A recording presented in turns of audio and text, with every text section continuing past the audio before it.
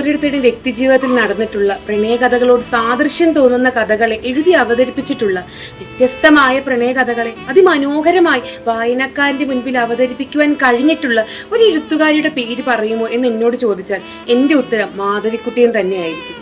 കഥകൾ ഇഷ്ടപ്പെട്ട, പ്രണയങ്ങളെ ഇഷ്ടപ്പെട്ട കഥകളുടെ രാജകുമാരിയായ മാധവിക്കുട്ടിയുടെ മറ്റൊരു വ്യത്യസ്തമായ നോവൽ, അതാണ് മാധവിക്കുട്ടിയുടെ ചന്ദ്രമരങ്ങൾ. സ്വർഗാനുരാഗ പ്രണയകഥകൾ ഇതിനു മുൻപും മാധവിക്കുട്ടിയുടെ പല കൃതികളിലും വ്യക്തമായും അവ്യക്തമായും നമുക്ക് വായിച്ചു മനസ്സിലാക്കുവാൻ സാധിച്ചിട്ടുണ്ടെങ്കിലും അത്തരത്തിലുള്ള ഒരു പ്രണയത്തിന് ഒരു വ്യക്തിത്വവും അടയാളവും മാധവിക്കുട്ടി നൽകിയത് ചന്ദ്രമരങ്ങളിലൂടെയാണ് എന്ന് എനിക്ക് അനുഭവപ്പെട്ടിട്ടുണ്ട്. പ്രണയത്തിനപ്പുറം നമ്മുടെ സമൂഹത്തിൽ നിലനിൽക്കുന്ന വിവാഹം, കുടുംബശ്രദ്ധ എന്നിവയോടുള്ള മാധവിക്കുട്ടിയുടെ ചെറിയ തോതിലുള്ള ഒരു ആക്ഷേപം ഈ ഒരു പുസ്തകത്തിലെ പലയിടങ്ങളിലും എനിക്കും ഒരുപക്ഷെ എന്നെപ്പോലുള്ള ഒരുപാട് വായനക്കാർക്കും കാണുവാൻ സാധിച്ചിട്ടുണ്ടാകും.